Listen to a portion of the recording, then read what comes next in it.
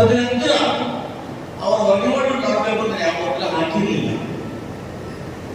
ಅದಾದ್ಮೇಲೆ ಮೇಡಮ್ ಅವರು ಬಂದು, ಸರ್ ನನಗೆ ಚಿಕ್ಕಬಳ್ಳಾಪುರ ಹತ್ರ ಆಗ್ತದೆ, ನನ್ನ ಸ್ವಂತ ಗ್ರಾಮಕ್ಕೆ ಕೇವಲ ಅರ್ಧ ಗಂಟೆ ಪ್ರಯಾಣ, ನನಗೆ ಎತ್ತಕ್ಕಂತ ಶಾಸಕರು ಪ್ರದೀಪ್ ಈಶ್ವರ್ ಅವರು ಪತ್ರ ಕೊಟ್ಟಿದ್ದಾರೆ, ಅದು ಹೋಗ್ತಿದ ಮೇಲೆ ನಾನು ಗುರುಮೂರ್ತಿ ಅವರನ್ನು ಆ ಸ್ಥಾನಕ್ಕೆ ಆಯ್ಕೆ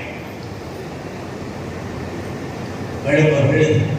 ಅವರ ತಾಲೂಕಿನ ಮೇಲೆ, ತಮ್ಮೆಲ್ಲರ ಮೇಲೆ, ನಮ್ಮ ಮೇಲೆ ಇದ್ದಂಥ ವಿಶ್ವಾಸ ನಿಜ ಕೂಡ ಒಂದು ನನಗೆ ಸಂತೋಷ ಆದರೆ ಅದನ್ನು ದುಃಖ. ರಾಜಪ್ಪ ಮಾತಾಡ ಹೇಳಿದ್ರು, ಎಲ್ಲ ಮಾಡಿದರೆ ಮೇಲೆ ಒಬ್ಬರು ಕೋಪ ಇದೆ, BO ಕಚೇರಿ ಮಾಡಿರಲಿಲ್ಲ.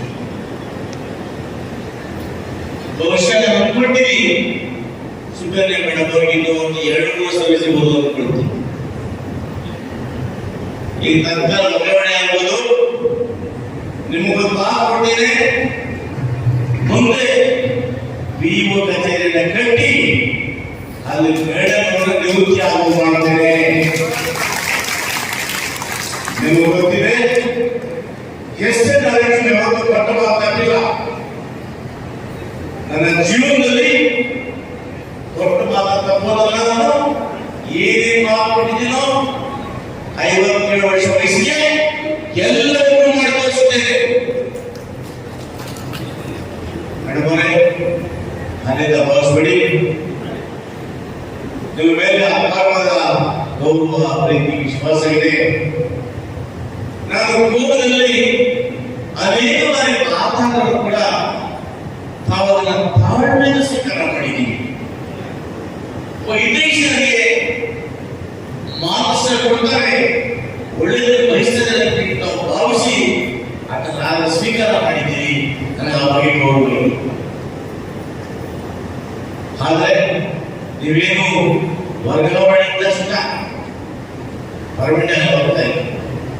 ಇನ್ನೊಂದು ಮಾತು ಇವತ್ತೇನಾಗಿದೆ, ಆ ಲೀಸ್ಟ್ ಮಾಡಿದಾಗ ಚಿಕ್ಕಬಳ್ಳಾಪುರಕ್ಕೆ ನೀವು ಏನು ಬಯಸಿದ್ರು ಬೇಗ ವರ್ಗಾವಣೆ ಇದೆ. ಇವತ್ತು ನಿಮ್ಮ ಮಾತು ಕೊಡ್ತೇನೆ, ಇಲ್ಲಿ BO ಸಾಧ್ಯವಾಗಿದ್ರೆ ನನ್ನ ಜಿಲ್ಲೆಯಲ್ಲಿ ಡೈರೆಕ್ಟ್ ಆಗಿ DDP ಆಫೀಸಲ್ಲಿ ನಿಮಗೆ ಕೆಲಸ ಮಾಡೋ ಅವಕಾಶವನ್ನು ಮಾಡಿಕೊಡ್ತೇನೆ. ಬಂಧುಗಳೇ, ಯಾಕೆ ಬಂದು ಹೇಳಿದೆ ಅಂದ್ರೆ, ಗೊತ್ತು ನೀವೆಲ್ಲ ಬಹಳಷ್ಟು ಮಾತಾಡ್ತೀನಿ, ಸ್ಕೂಲ್ಗೆ ಬಂದಾಗ ಮಾತಾಡ್ತೀನಿ, ಜೋರು ಭಾಷೆಯಲ್ಲಿ ಮಾತಾಡ್ತೀನಿ, ಅವೆಲ್ಲ ಮಾಡ್ತೇನೆ. ಆದರೆ ನನ್ನ 12 ವರ್ಷಗಳ ಅವಧಿ